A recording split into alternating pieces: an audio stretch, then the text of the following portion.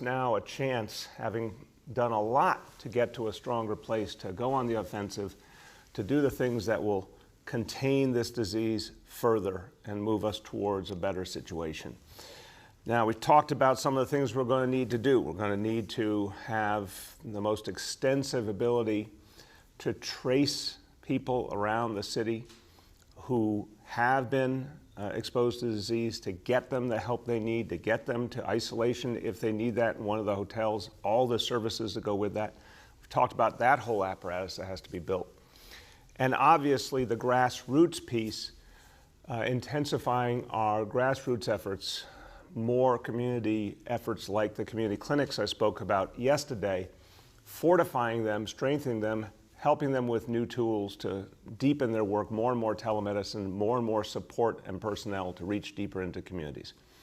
These are the characteristics of going on the offensive. These are the characteristics of being able to move forward in a coordinated way to beat back this disease. All of these elements matter.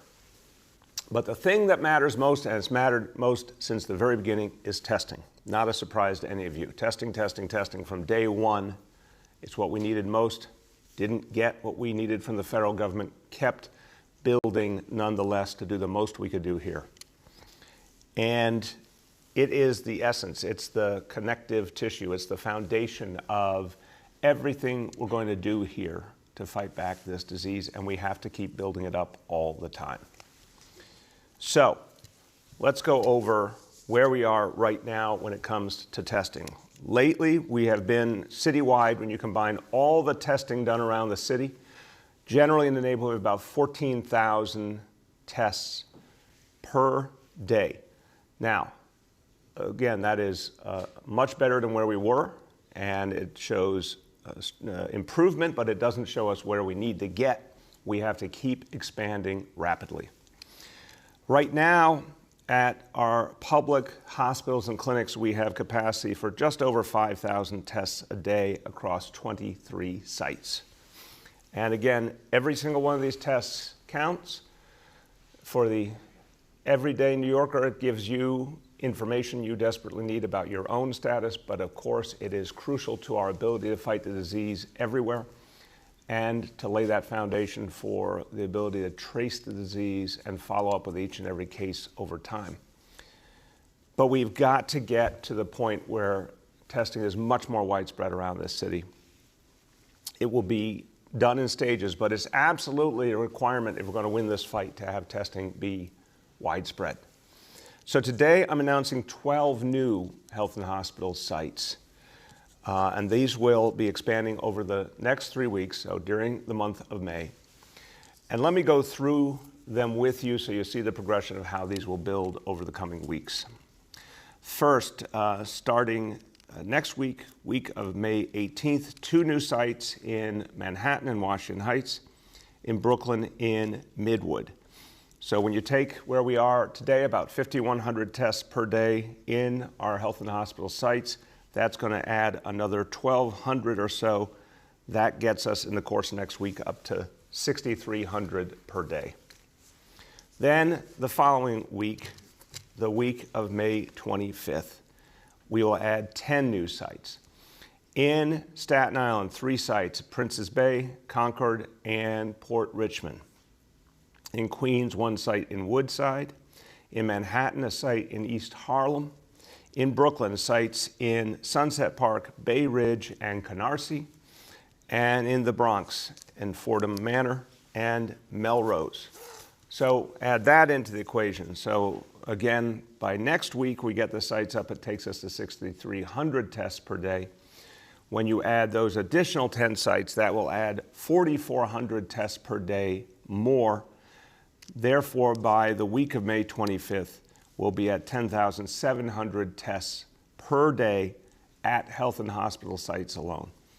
So we'll be more than doubling our testing capacity in our public hospitals and clinics.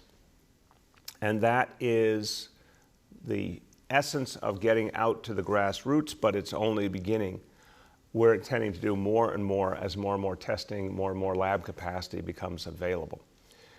And again, as I said, by the week of May 25th, when you add everything together, we'll be in the range of about 20,000 tests a day. I want to see us in the months ahead get to 50,000 tests a day, and then ideally go beyond that.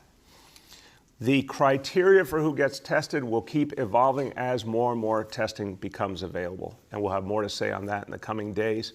But it stands to reason, as we reach deeper and deeper into the city, we want more and more people to participate, so we'll keep you updated on that as we build out our testing program at the grassroots. Now, test and trace. So remember, testing is important for every individual who gets tested and tells you something absolutely vital for yourself and your family and helps you know how to handle the situation you're in. But what we want to do for everyone is build out the tracing element of this, finding out if someone tests positive, who have been the other contacts that they've had, close contacts, who need to be evaluated. In many cases will need to be tested as well. So the goal here is to trace people, and then for those who do require support and isolation, to make sure that that happens seamlessly. Look, again, some people will be in a situation where they can isolate effectively at home. Other people will not, and will need help, and will want help, will want a place where they feel safe and where they know they're not in a position to spread the disease to other members of their family or their household. That's what the hotels are for.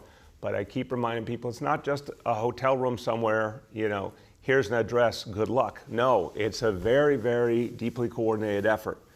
Once someone's identified as needing that isolation and needing that option, to get them there, the transportation to get them there, the medical support once they're there, food, laundry, you name it, all of that has to be put together. It has to be constant. It has to be something that people can access quickly. And when they're done and they're safe, they go back home. And then, of course, there's more people who will need to take advantage of isolation. So it's a nonstop effort, always having a room available for anyone who needs it. And that's crucial. I want people to be very, very clear about this. We're building out test and trace capacity with the goal of making sure there is an isolation location for anyone who needs it. And we have a lot of hotel capacity that we already control, and we can get a lot more as needed. So we'll build it as big as it needs to be. So as we look at what it's going to take to build something like this, and it's never been done on this scale in any American city before.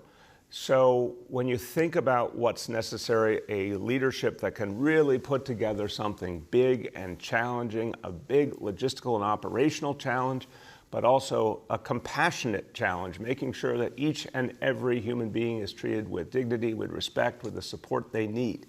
So the team we have been building very much comes from that tradition of knowing how to get things done, but also people with big hearts and big appreciation for what it takes to serve all the people of this city. Folks who come out of our great health agencies and have been steeped in that philosophy of being there for each and every New Yorker. I last week announced the executive leadership of our Test and Trace Corps. We are now bringing 2 more leaders in to build out this leadership further, to oversee the tracing and isolation operations. And each of these pieces is a really big job unto itself, given the scale of this city. So we looked for people who were really good, really talented, really experienced, and could handle the sheer intensity of what we were asking them to do. So first, our new Director of Tracing, Dr. Neil Vora. Neil Vora is someone who since 2015 has served in our health department as Director of Disease Control Informatics, Data, and Outbreak Response. That is a mouthful, but a very important job. And he is someone with tremendous expertise in tracing infectious diseases. In fact, so much so that in 2014, working with the Centers for Disease Control nationally, he literally went to West Africa in search of information on Ebola, and literally went into caves in West Africa to learn about the bats who were the carriers of Ebola and rabies. Talk about hands-on, talk about a can-do spirit. Dr. Vora has proven by his actions that he is someone who is going to go out there and get the job done no matter what it takes. He's also overseen New York City's Ebola monitoring and Zika testing coordination program. So he has dealt with tough situations before and brings so much expertise and spirit to this effort. So we welcome him. We welcome Dr. Vora as our new Director of Tracing. Now, the team he will lead, the contact tracers, their job will be to identify each and every case. Dr. Vora knows from the work he's been doing already as a key member of our COVID-19 response effort that we've got to make sure that that is good and precise work, but then we also have to make sure there's the right handoff to the team that will manage the isolation for all New Yorkers who need it. And so to coordinate our isolation team, the new director of our isolation effort will be Dr. Amanda Johnson. She is currently the Senior Director of Ambulatory Care Integration at Health and Hospitals. Now, Dr. Johnson is not only a great physician herself, but she has built a career on helping other physicians to build their skills to really understand their patients and everything it's going to take to get someone through the whole process from the beginning of their challenge, their disease being identified, to full recovery. She was chief resident at the University of California at San Francisco, and also there and in her current work at Health and Hospitals, her focus was on teaching residents, teaching doctors to care for the whole person, to care for the patient from beginning to end, to make sure that there was that continuity. And this is so important to the work she will do directing our isolation effort, because remember, we've got to see people through from the moment it's clear they need that isolation to the moment that they can go home safely. Every piece of the equation has to be covered. So Amanda brings that mindset, that history, that experience, also a bonus qualification. She has a joint MBA, MD from Harvard. So her background is not only as a doctor, but also with operational mindset, a business mindset of how to make something big and complex come together. Really rare and special background, a special capacity that will be perfect for this role serving this city. So the isolation team that Dr. Johnson will put together will make sure that people have a seamless experience. And we want to encourage those who need isolation to take advantage of it, to know it's there for them, to know it's free, to know it will be an easy, straightforward process. But again, we're building it from scratch. Not a task for the faint-hearted, but Dr. Amanda Johnson is up to the task. So these two great leaders joining our leadership team in Test and Trace, and everyone is moving quickly. And in that vein, the actual hiring of the tracers is moving rapidly. We have the generals, but now we need the Army, and 7,000 applications have come in so far. And we're still encouraging more because, as I've said, we're starting with a certain number, but this effort is going to grow out. Easily could take us to the 5,000 to 10,000 range. So we want people with public health background to apply, and apply right away at nyc.gov/traceteam. Again, nyc.gov/traceteam. Put your application in immediately. And I have an update today that the first 535 contact tracers are now being trained through the Johns Hopkins University Training Initiative sponsored by Bloomberg Philanthropies. As they complete their training and they're ready to go, those tracers will go into action right away. So this effort is moving quickly. Our goal is to have 2,500 tracers in play by the beginning of June on the field doing this good work. So this has to constantly move, and we welcome more applications all the time. Now, one more important personnel announcement today, and this gets back to one of the big points that we've been talking about over these last weeks, which is the fact that this disease has laid bare horrible disparities that every one of us should find unacceptable, that must be addressed more and more aggressively. And that is something we need to work on in the big picture as we think about how to rebuild this city and bring it back, not the way it was, but better, fairer, more inclusive, But right now, there's also crucial work to do to make sure that each and every city agency is doing everything it can do right now to ensure that disparity is being addressed right in the middle of this crisis. So we've put together a working group of city officials, the Inclusion and Equity Task Force, and we needed an executive director for this group who really knows this city, knows our people, but also understands how the city government works and understands how to make change energetically and rapidly. And we have found a great leader to serve in the role of executive director. I'm announcing today that Grace Bonilla will be executive director of the task force. She has been doing an extraordinary job since 2017 as the administrator of the Human Resources Administration. She'll continue in that role, but also take on this important responsibility. Her whole life has been spent helping vulnerable New Yorkers and folks who are not getting their fair share. This is what she has focused on. She is a lifelong New Yorker, born and raised in Queens. She understands life in this city. She also understands the immigrant experience coming from an immigrant family. She has done amazing work before government as well, including as CEO of the Committee for Hispanic Children and Families.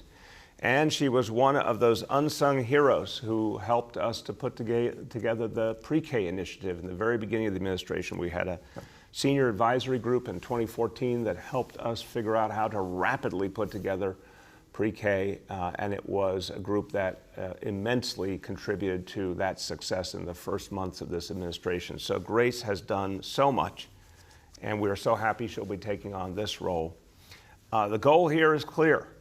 Right now, what can our city agencies do as part of this immediate response to help address these disparities, and then go beyond to contribute to all the thinking, the planning, the bigger changes that we're going to need in this city that we'll be working on over the next 20 months, the more structural change as well.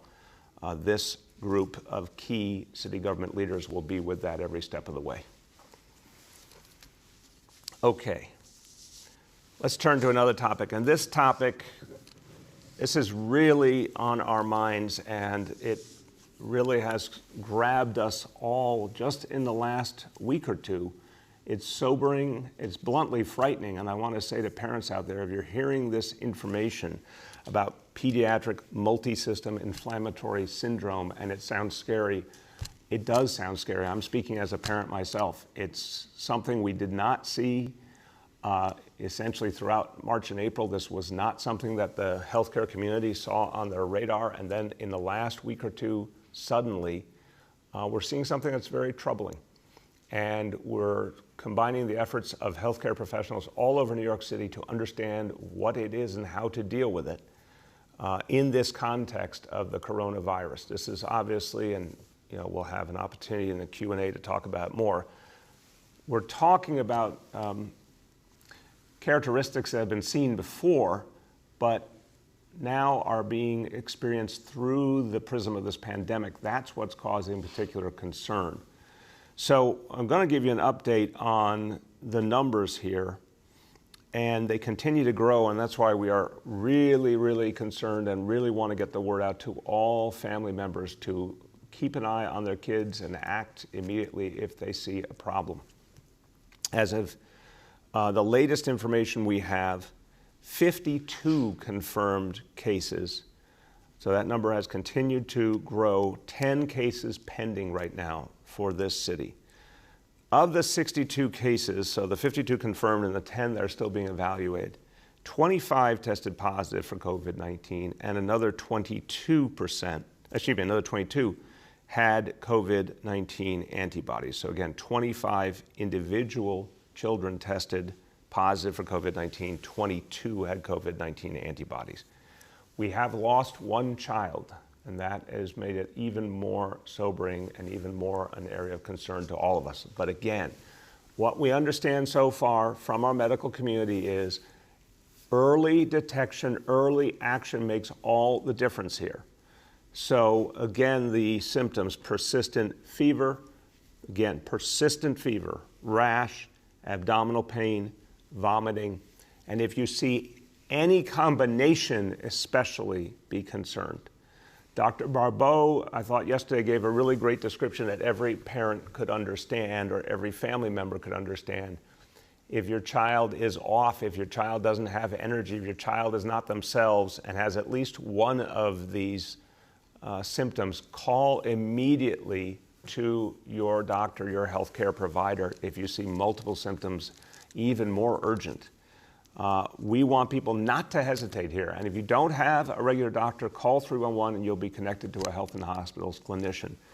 This is something where the quicker a parent reports it in, the quicker a healthcare professional can evaluate, the more chance of protecting the child and seeing them through this challenge safely.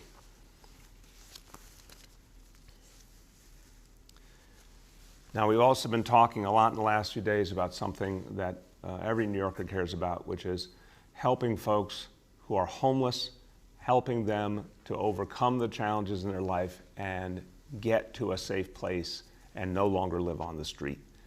And we're now 1 week into the experience of having the subways shut down in the late night hours for cleaning, and experiencing each night what that means for our outreach efforts to connect with the homeless and bring them in. Consistent results now every single night.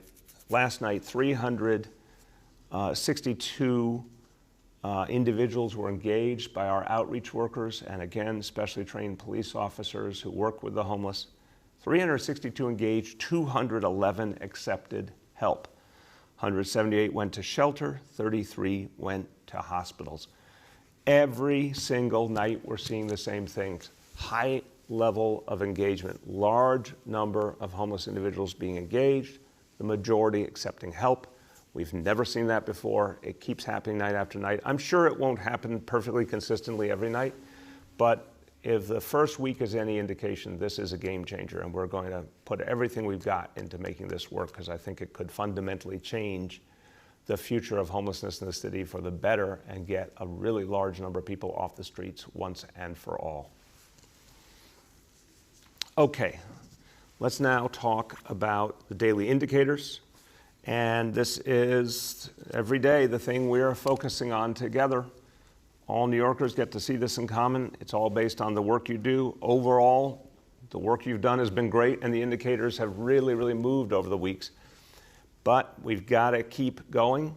We had a really good day yesterday, 3 going down together. Today, we do not have as good a day, but I'll qualify it by saying where things went up, it was by very little amount, so that's at least something to note. We want them all to go down, obviously, want them to all go down consistently. When they all go down consistently, it says something really profound has happened, and that's the gateway to opening up more and reducing restrictions. But today, a little too much of a mixed bag. So indicator 1, daily number of people admitted to hospitals for suspected COVID-19, that is down from 55 to 51. And I always want to celebrate when only 51 people are going into the hospital for COVID-19 compared to where we were a few weeks ago. Look, let's keep celebrating not just the trend lines here, but the sheer numbers when they're this good. That is something really to be happy about. That one went down. Let's keep that going down. Now, on the number of people, indicator 2, daily number of people in the ICUs across health and hospitals for suspected COVID-19. That number went up. It only went up by a small amount in the scheme of things, from 537 to 550, but it still went up. That's not what we want, obviously, and that's a number that's still higher than anyone would want, that many people still fighting for their lives, so we got to see more progress there. And then indicator 3% of people tested positive for COVID-19 citywide. It went up by only 1 percentage point. Again, not what we want, but only 1% up. So overall trend line, very good. Daily results, not yet what we're looking for. Stick to it because we know what you're doing is working. Let's just keep doing it. Let's keep trying to do it better. Few quick words in Spanish. Aunque ya tenemos nuevas armas, la mejor manera de seguir ganando esta lucha es haciendo muchos más exámenes. En las próximas semanas vamos a tener el doble de la capacidad para hacer exámenes en nuestros hospitales públicos. A los neoyorquinos les vamos a dar respuestas y vamos a seguir tratando de encontrar y detener a este virus en nuestras comunidades. With that, we will now turn to questions from our colleagues in the media. Please let me know the name and outlet of each journalist. We'll now begin our Q&A. As a reminder, we have Deputy Mayor Perea Hense, Dr. Barbeau, Commissioner Banks, and Test and Trace Corps Executive Director Ted Long also on the line. First question today goes to Dave Evans from ABC. Hi, Mayor. I wanted to ask you because Dr. Fauci is beginning to testify, as you know, in front of the Senate. And we already know that he's going to be telling us that early opening around the country, that puts needless suffering for so many Americans. I wanted to get your reaction to that. And yesterday you mentioned as June as the possibility we could be opening things up in the city. Is even that perhaps a little ambitious, a June opening? Dave, let me ask you, just repeat, because I got handed a note, my apology. Repeat the point you made about Dr. Fauci. Dr. Fauci will be telling by remote testimony today to the Senate that other parts of the country opening up quickly earlier than he thinks they should puts needless amount of suffering to so many Americans. Basically saying that they shouldn't be opening so quickly, that we will see that second wave, that boomerang that you have talked about. I wanted to see your reaction to that. Yeah, thank you. And obviously the two questions go together. I appreciate it, Dave. I very much align with Dr. Fauci's concern. Again, you'll see here that we are very devoted to our daily indicators, and they're real honest indicators because they show you a good overall trend line, but they don't show you enough yet to feel comfortable reducing any of the restrictions. In fact, they keep telling me that keep doing what we're doing and double down. People can keep doing all they can to stay at home, to improve our social distancing efforts, to keep wearing face coverings. Well, I think what folks have done has been outstanding, but I still see room for improvement. All of us can improve. So just want to see people go deeper and deeper into it, because that's the gateway to actually loosening restrictions. But I agree with Dr. Fauci. We are seeing places that clearly are not basing their decisions on the science, and that's dangerous. It's dangerous for their people. It's dangerous for all of us, because if the disease reasserts in some parts of the country, it inevitably will spread around again. So I share his deep concern. I think everything should be based on the science. And remember, you can throttle up and throttle down. So if you set some really clear indicators and they start to go in the wrong direction, you can resume some restrictions. It doesn't have to be as bad as what I talked about with some of the cities in Asia that really opened up, in some cases, way too quick. And then they needed to put restrictions back and then even go farther and clamp down much more. There are more moderate visions of that point, that if you stick to your indicators, open up carefully, decide it's time to try relaxing some restrictions, and then you see numbers you don't like, you can bring those restrictions back carefully without having to go to a much deeper kind of turnaround. So we're going to constantly be led by the numbers. Now, to the question of June, what I was saying is that by our indicators, clearly these indicators are not getting us the kind of answers we need to change our restrictions in May. We've said very clearly, you got to have 10 days to 2 weeks of consistent downward motion. We haven't had that in a sustained way at all. I can just do the basic math. We're going to remain in the state we're in during the month of May.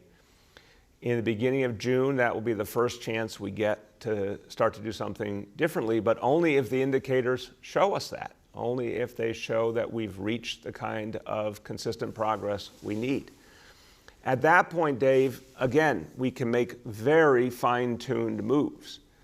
I've been real clear that, again, what's different between us and some of the places I think may have done it the wrong way is if we make a move, it's going to be piece by piece.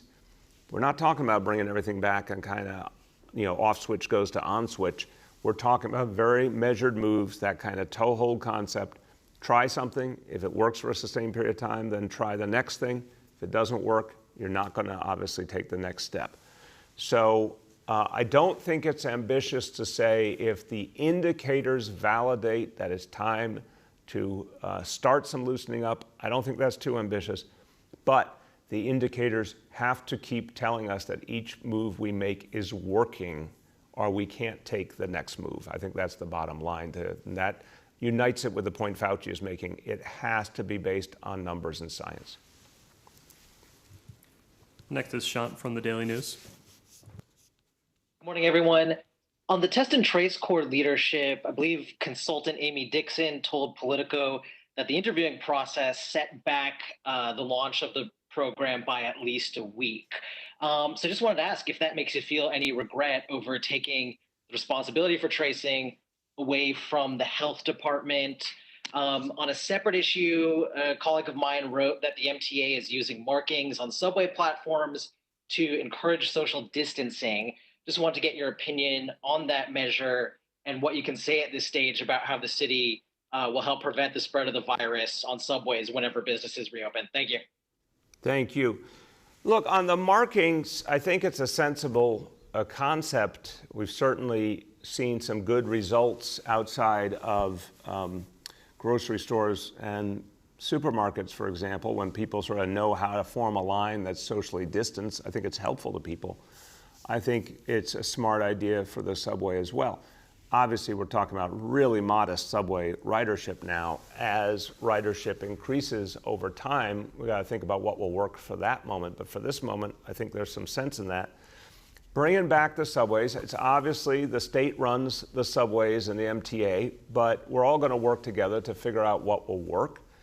And that's something that has to be done very mindfully. People will come back if they have faith it's safe. And if they're worried it may not be safe, they won't. So, it really puts a premium on listening to everyday New Yorkers, what they need to feel more confident. I think the example of the decision we all worked on together to do the overnight cleaning, which is really, I think, giving more confidence to essential workers right now that their health is being protected. And also a way of addressing in a new way the homelessness issue. I think that's a good example of everyone working together to build confidence in those riding the subways. I think we have to think about what those realities look like going forward, and all of us work together to achieve the same thing as more and more ridership comes into play. On the test and trace initiative, it is being put together rapidly. I don't know what this individual is talking about. All I know is that we have put together a very, very strong leadership team. The interviewing process, the training process, as you're hearing, is moving very rapidly. This was the right way to make it happen as quickly as possible with the right operational capacity. So I'm satisfied that this is how we can do it most quickly. Next is Andrea from CBS. Good morning, everyone. I've got a question about the homeless outreach. How can you tout success when there are not concrete measurements about who actually stays at a shelter and truly accepts services? Also, Mr. Mayor, you were talking about how there are a plethora of hotel rooms that you can easily access more. Clearly, those that are wanting to be in a subway don't want to go to a shelter. Is there a route where they don't have to go through the shelter system to get one of those hotel rooms? Andrea, I'll turn to Commissioner Steve Banks, but I want to caution again. I think there's a real misunderstanding. I respect anyone who thinks of a hotel room and thinks, oh, that might be more appealing, but you've got to think about everything that homeless individual needs. This is not just someone who, like a certain number of people in our shelter system, were living in an apartment, working, and then they just couldn't make ends meet and they end up in shelter. That's more and more of the people in shelter for really economic reasons. Folks who are street homeless, permanently homeless, overwhelmingly are folks with serious mental health issues and or serious substance misuse issues. And you can't just say, here's a hotel room, that's going to work for you on your own. No, you really have to provide a lot of support, a lot of oversight, a lot of services. And again, Commissioner Banks can speak to it better than I can. The fact is that well over 2,000 individuals have come off the street and accepted shelter and not returned to the street in the last 3 years. I'm going to keep talking about it. I hope you guys will look into it because it's a very, very important story for this city. They came in because the support was there for them.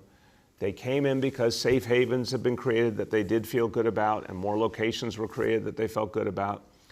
And that is the way to get people in and keep them in with all that support. It needs that intensive, heavy support to get someone on a better path and keep them there and keep them from going back to the streets. So no, hotels are generally in that case not the answer. The success, as we've tried, many times to go over, and Steve again will do it more eloquently than me, engaging people is success to begin with. You're trying to win the trust of folks who their lives have really come apart to the point that they're living on the street. That is not an overnight exercise. That takes a lot of effort, a lot of repetition. Even someone who, in a single instance, agrees to come in for a night, that's a step in the right direction. And as Steve said yesterday, that means we're getting a better understanding of who they are, what they need, and we keep coming back and coming back. But so I would tell you that when you've had this many people accept engagement and come in for anything, that's a victory unto itself. Over time, we're going to be able to see how many of those people stick in the sense of stay in. And that's going to tell us a lot more. But even this level of engagement is really surprising and positive as a beginning.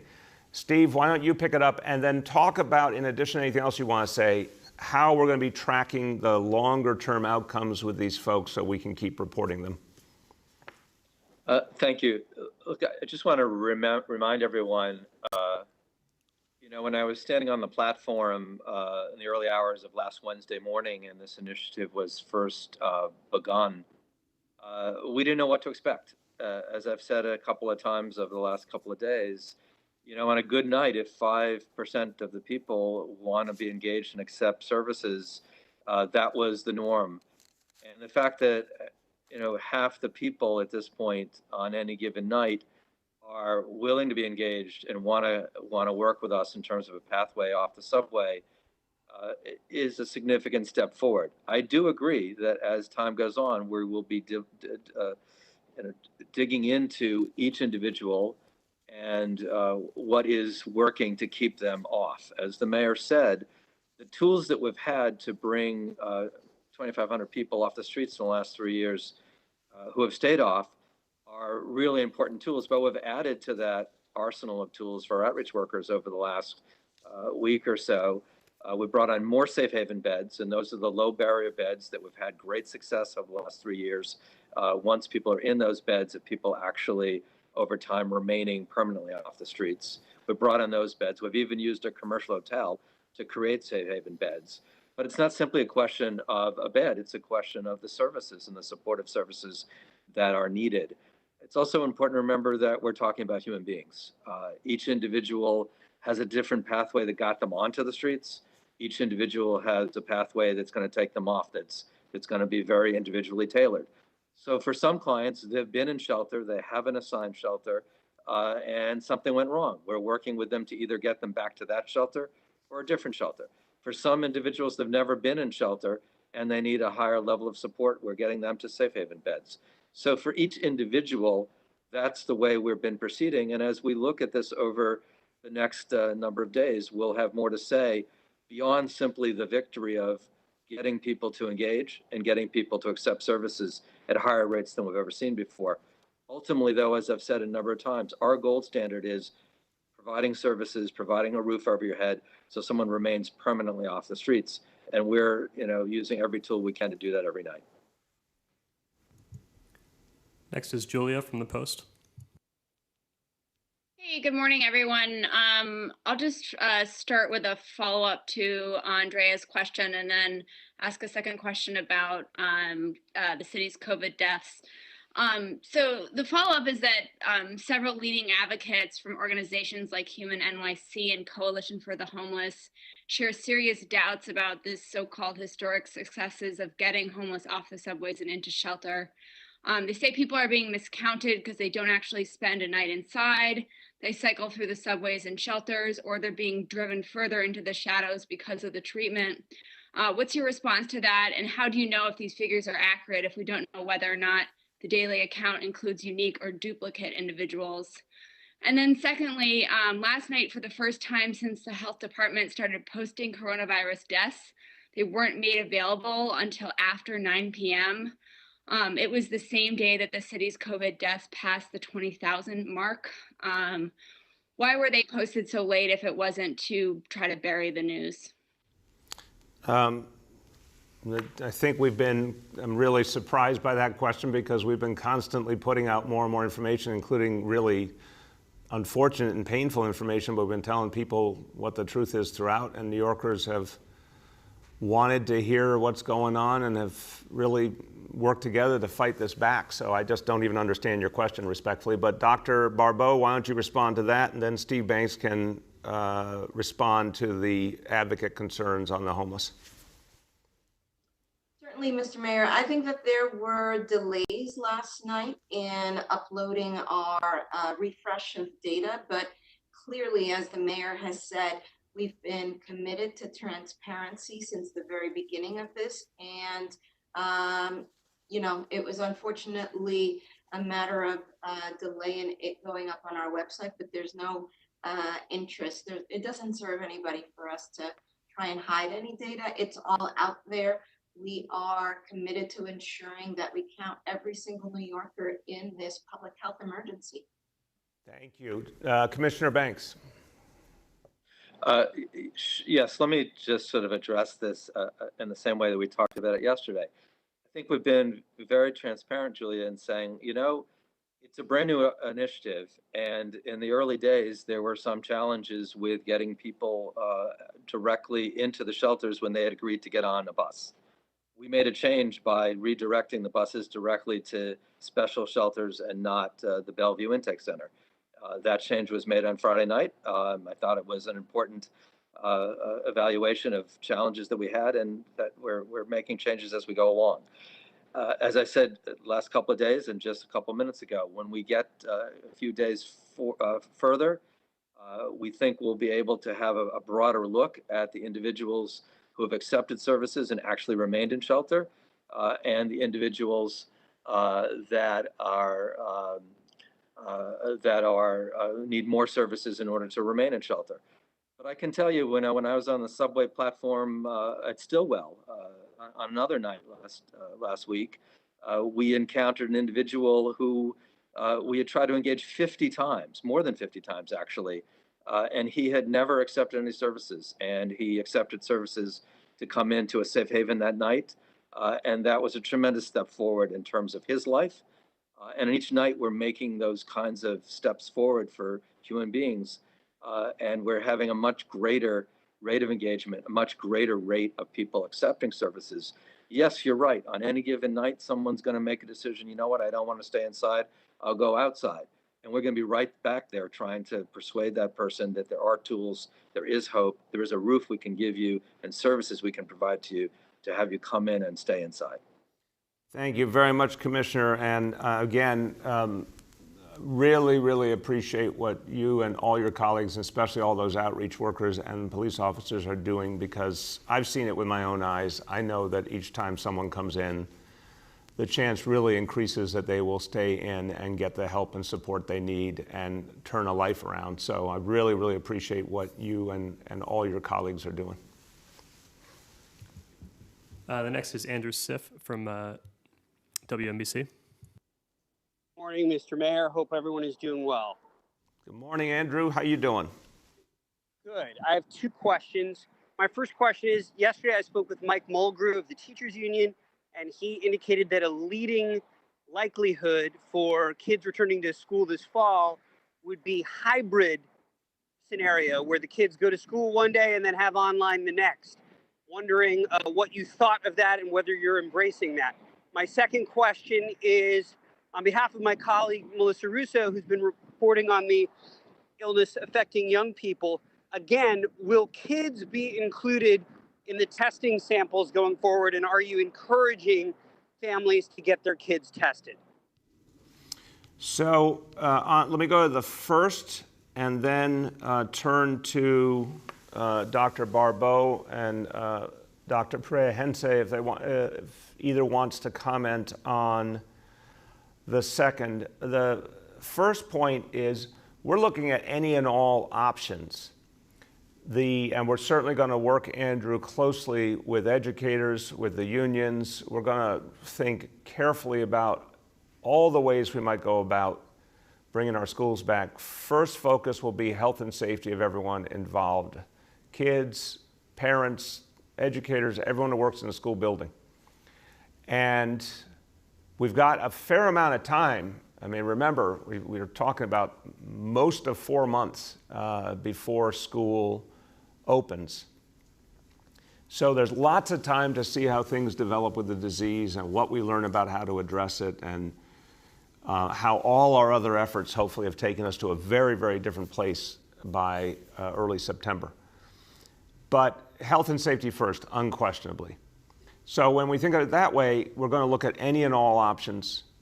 Of course, something like staggered hours or something like a hybrid approach will be considered. My goal is to return us to the normal school day with the full functioning of schools as quickly as possible. So what I've said to the chancellor and his team is plan A is everyone goes to school in early September. As usual, we're up and running, we're full strength.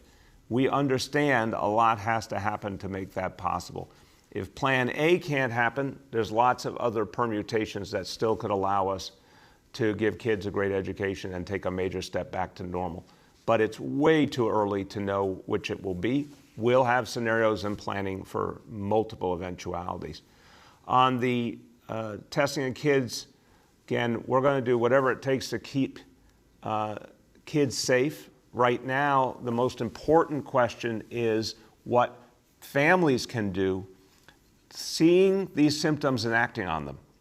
So remember, testing is important in this equation, but the most important thing is following the symptoms and getting the medical attention immediately.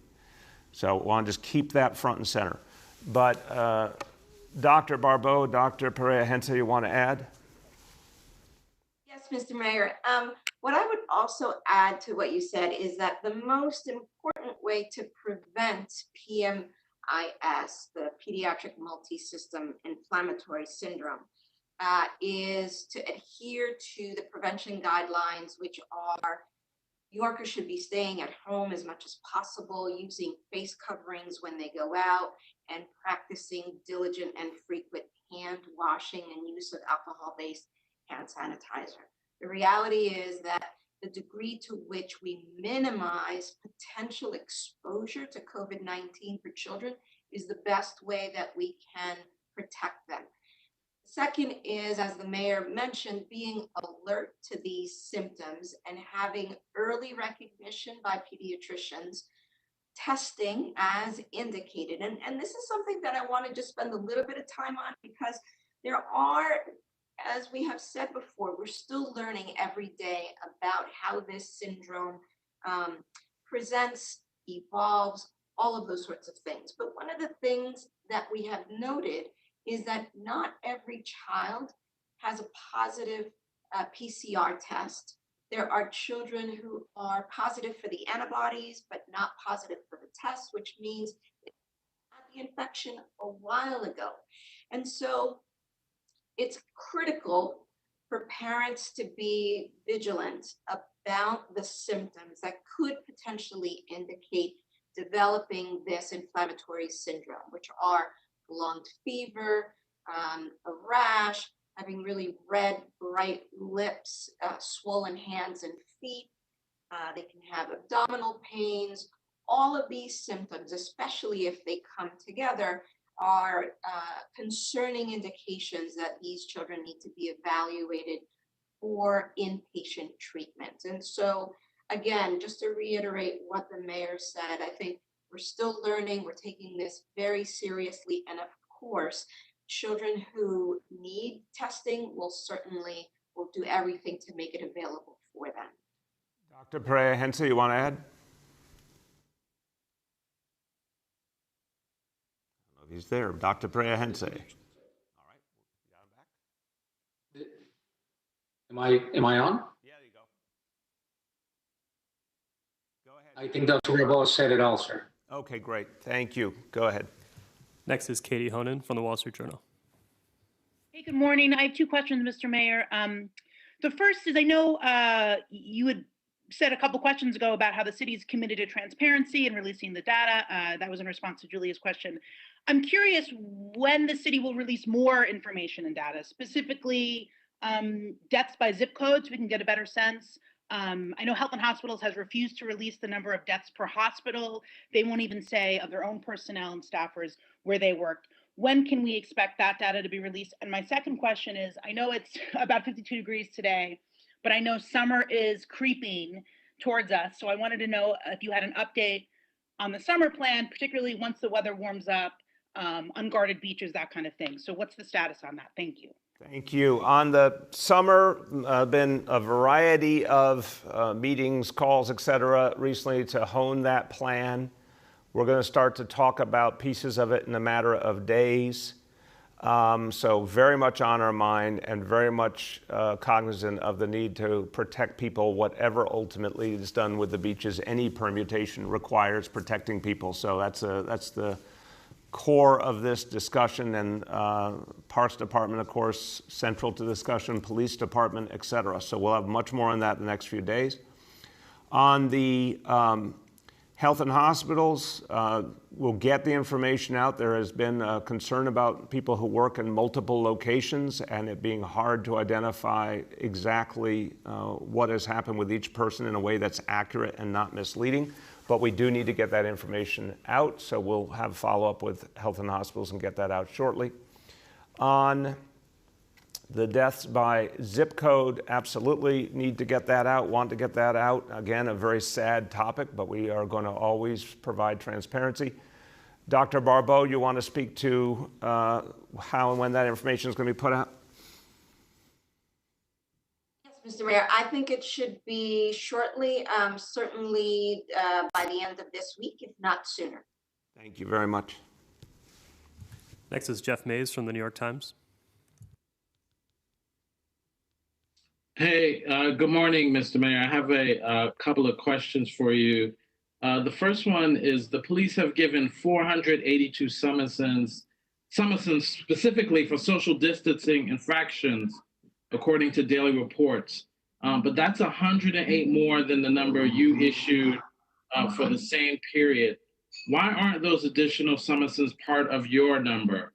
And secondly, I wanted to ask about the legislation that the City Council is going to consider tomorrow to vote on to cap what Grubhub and other food delivery apps can charge restaurants. That legislation is tied to the state of emergency that you issued. I'm wondering if you support that legislation. Do you plan to sign that legislation? Yeah, Jeff, I do support that legislation. I want to thank the City Council. They're been really, I think, focused in a good, smart way on the different challenges that New Yorkers are facing. And this is one where we want to make sure people are treated fairly. And they saw something that wasn't fair to everyday people going through so much. And I think it's smart legislation, so I will support it. On the summonses, again, we'll have our team get back to you later on today. As I said, I think yesterday, there was an initial set of data put out that aggregated summonses that were specifically for social distancing versus other offenses that might have been given at the same time. And I think there was some confusion about which was which. We'll figure out the specific delta that you're talking about here, the difference of the numbers, and speak to it. But Jeff, very clearly, under either scenario, it's a very small number of summonses in the course of the core of this crisis. The data I last saw was basically mid-March to beginning of May, the time when the city has gone through so much. And on average, the NYPD was giving fewer than 10 summonses per day across the entire city. So I care about it. I want to make sure it's fair. I want to make sure there are not disparities. I want to make sure summonses are only given when necessary. But I again see that that is such a low level of giving summonses that it gets back to, one, New Yorkers overwhelmingly are complying with these standards. And two, when the NYPD has engaged, it's been overwhelmingly with a light touch. That does not negate that we have to address disparity. It's unacceptable. That does not negate that there have been some individual instances that were not acceptable, and we will deal with those for sure. But the numbers are the numbers, and summonses have been used sparingly, and we'd love them to be used very sparingly so long as people follow the rules. But we'll get you those details. Next is Erin from Politico. Hi there. Two questions regarding test and trace. You said that there was no delay in the contract tracer hiring, and you didn't know what this individual was talking about who said that it was pushed back by a week. And you mentioned 500 plus people who are being trained, but if we understand correctly, no one has actually been hired. So can you explain what's going on with that? And secondly, I believe you said there were going to be 1,200 hotel rooms available by June for self-isolation. Just compared to the number of people being diagnosed, it sounds like a small number. I'm wondering, have you figured out the criteria for who can get one? And is there a way to expand that if more people want one than 1,200? Yeah, Erin, so let me speak broadly, and then I'll turn to Dr. Ted Long, who is running the entire Test and Trace initiative. Clearly, that projection is based on the hotel rooms, on what we expect to need immediately. But I want to be very clear, that number can be ramped up rapidly at any point. The apparatus that we're putting together is going to be flexible enough to move quickly. Health and Hospitals has a huge, deep bench of medical personnel. So in terms of providing the medical support, it's available. Clearly, there are lots and lots of hotel rooms available, and we've engaged a number of owners of hotels because originally, remember, we thought we were going to need them for field hospitals. We were ready to expand to the tune of tens of thousands of rooms. So that whole infrastructure is in place. We can put together what it takes to take care of folks rapidly if we need more. But that was a projection for just the very beginning. I think there's a big open question as to how many people will need isolation, how many will prefer to stay in their own homes and make the right accommodations to isolate at home. But I think there are going to be other people who don't want to take any chances around their family and would far prefer a hotel. So that ability to expand will be there. And again, the training, hiring, et cetera, has been moving rapidly, working with Johns Hopkins. And Ted can explain, but it's a process of evaluating people and going through a training process that then leads to the decision on the permanent hiring. But all that has been moving rapidly so we can have people in place in just the next few weeks. Ted, you wanna respond to all that? Yes, thank you, Mr. Mayor. So the mayor hit all of the main points there. I'll reiterate a couple. The process we've set out is to move as fast as humanly possible to hire New Yorkers to be contact tracers. In order to do that, we first have them complete the training course, which is the world-class curriculum developed by Johns Hopkins. Then we move them towards hiring. Since the mayor created this program a matter of days ago, we've already signed up more than 500 people to complete the training, which is very fast progress. Next step to hiring for them. In terms of the hotel rooms, the reason we use the number 1,200 is that's a proportional increase with the number of new tests that we plan to do, assuming that many more people would benefit from being able to be in an isolation hotel room. As the mayor said, the most important point there, though, is if we need to have more hotel rooms, we can do that overnight. We can move very, very quickly, but we want to give everybody an accurate estimate of what we think our best estimation of the number of rooms truly need would be. Thank you. We have time for two more today. Next is Bridget from WNYC. Good morning, Mr. Mayor. Two questions. The first is another follow-up on the syndrome affecting children and your guidance for parents if they're observing symptoms to contact their pediatrician. I'm wondering if you or Dr. Barbeau, though, can clarify what the next steps would be there, since so many pediatricians are not actually seeing sick patients in their office. Is the goal just to get some diagnosis that might then send a child to an emergency room? And then my second question is for my colleague, Gwen Hogan. Following up on the governor's announcement yesterday that some businesses will begin opening statewide on May 15th, including landscaping and gardening, and some low-risk outdoor activities like tennis and golf. Does that apply to New York City as well?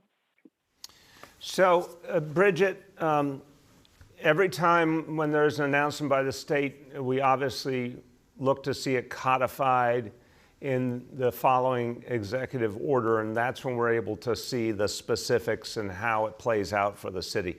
I think the state has been very clear and very consistent with us that the city's situation is different than so much of the rest of the state, and we're going to be conservative and cautious here.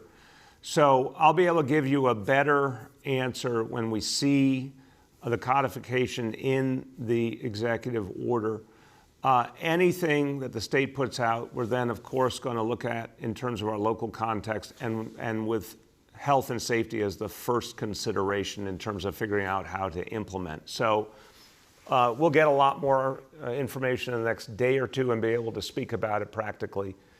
But the central point will be whatever is being authorized by the state, we're still, of course, going to look at the practical ramifications and ensure that health and safety are the first considerations in any implementation. On PMIS, as I turn to Dr. Barbeau, want to be clear, Bridget, very important question, I thank you for it. Again, I want parents to feel with great intensity that, to look out for these symptoms and talk to a healthcare professional immediately. That is the thing that must happen for a child to be protected. And I keep emphasizing if someone doesn't have a doctor of their own, they can be connected through 311 to a health and hospitals clinician. So literally 24/7, anyone who needs to have a trained medical professional talk to them about their child, that's available.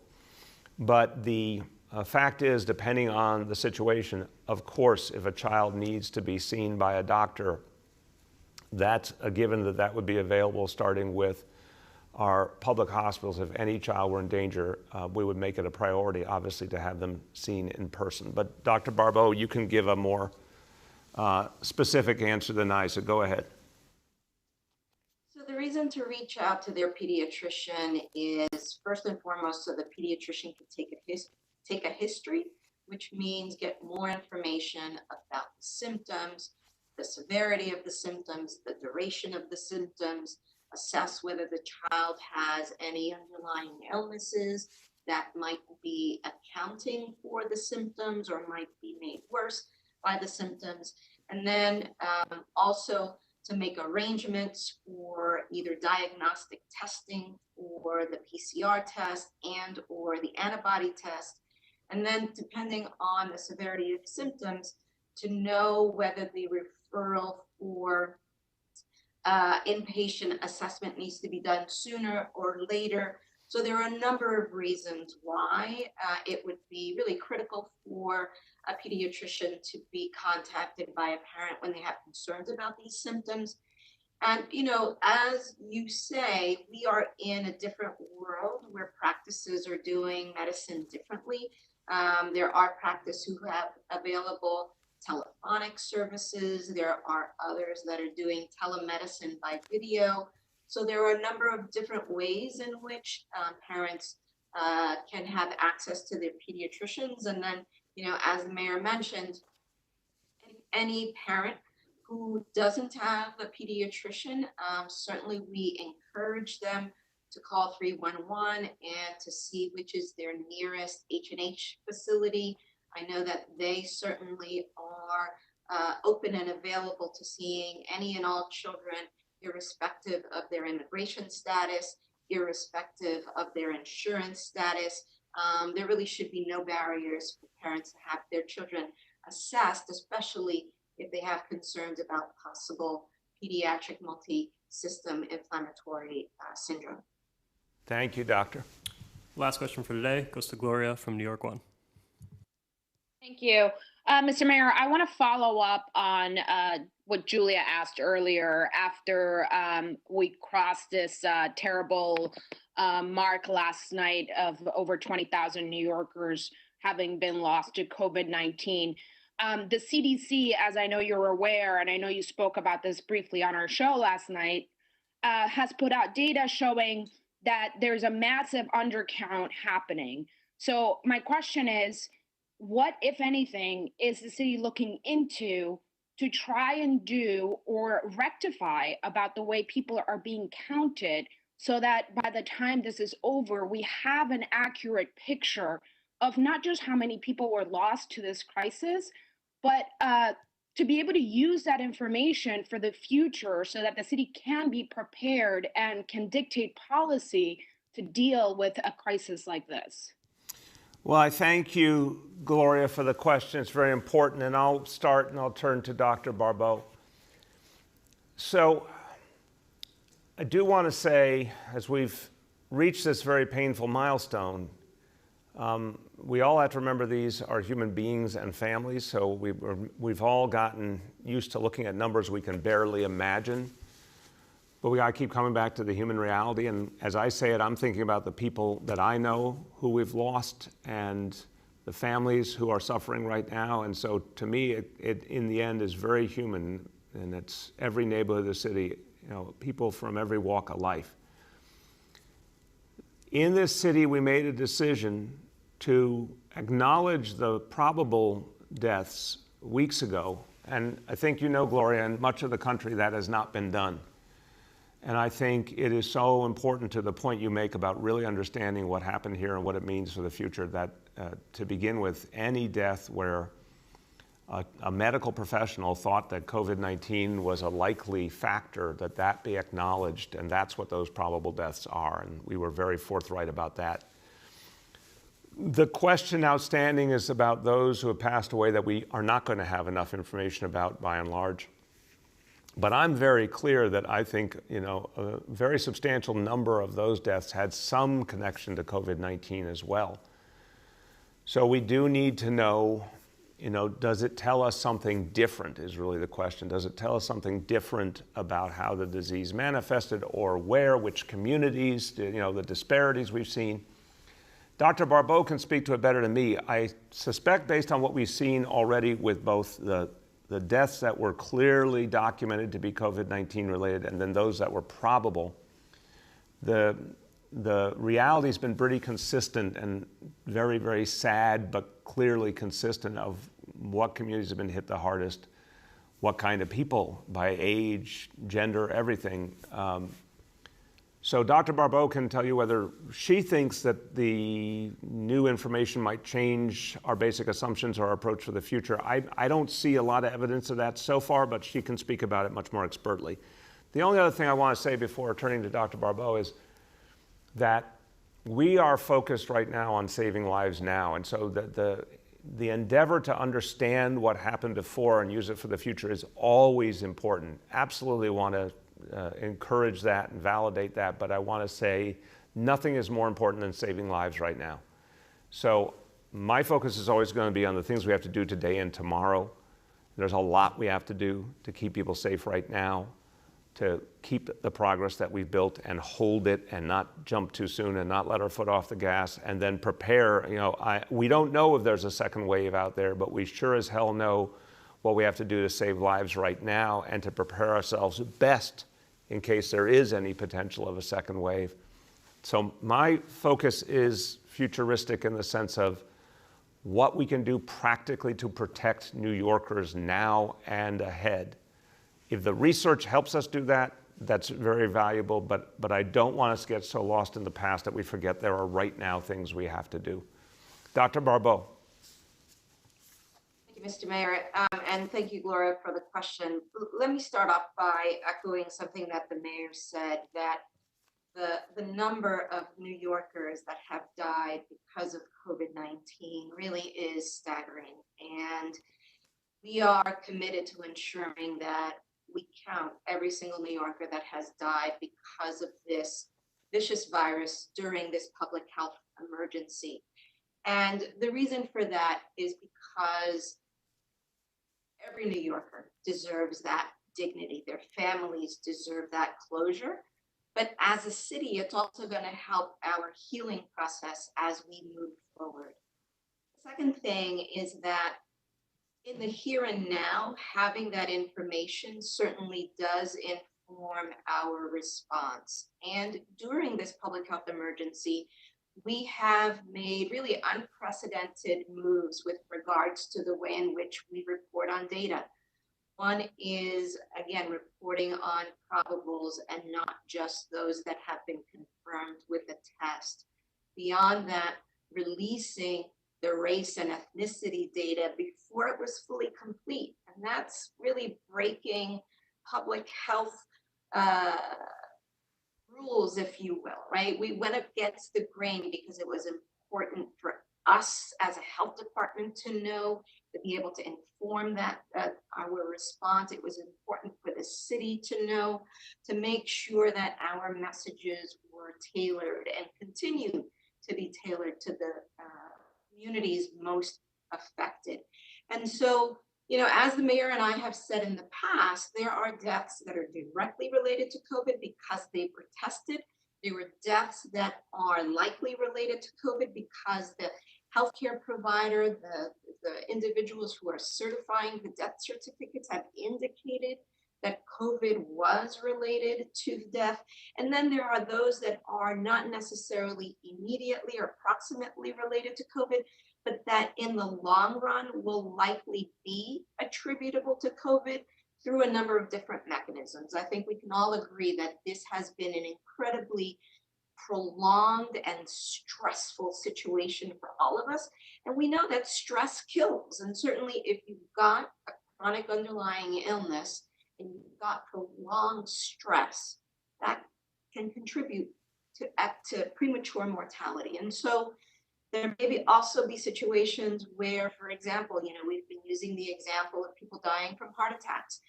We're learning every day about how this virus affects the body, and it may be in the long run that we determine that during this period, people who died from heart attacks could have very likely died because of a COVID-related illness, but there would have been no way to confirm that either with a test or with a provider indicating it on the death certificate. And so we will continue to put out the data on the confirmed, the probables, and what we technically call excess mortality, which is the number of deaths that are occurring above and beyond what we would have anticipated given the trend of the last previous years and what would have been expected during a particular season. Because again, it's important for us all as New Yorkers to know, to honor, and to grieve those that have passed during this time. Thank you very, very much, Doctor. Really appreciate that sentiment. So let me conclude today and say, when you think about what you just heard from Dr. Barbeau, when you think about what we've all been through together, it wouldn't be shocking if a city that has been the epicenter of this crisis somehow allowed itself to be lessened or become fearful or become weakened. And that's not what has happened here. What all of you have done, what New Yorkers have done across the board, is had the spirit we have known for so long in this city of taking the challenge head on. It's really striking, and I think the history will show this, that when New Yorkers were called upon to step up across the board, you did. And when it was time to do something to fight back, to create things that had never existed before, that's what New Yorkers did.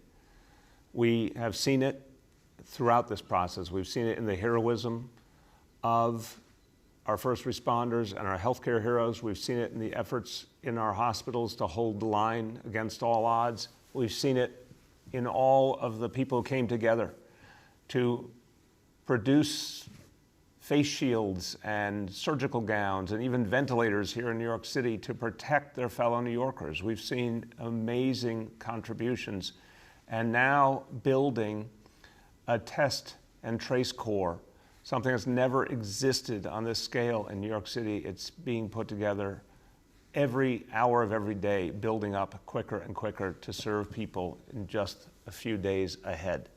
So the fact is that the talent that exists in this city, and particularly in public service in this city, has really become evident in this moment of crisis. I don't know anyone who's had anything but a fighting spirit. There's been no sense of being defeated, no sense of being overwhelmed, just a resolute attitude. And so when I've said to this team, we're going to have to build something unprecedented and we have to build it with extreme speed and precision, people stepped forward and said, we're ready. You're going to see this test and trace effort come alive in the next few days, and then you're going to see the impact it has in terms of protecting lives.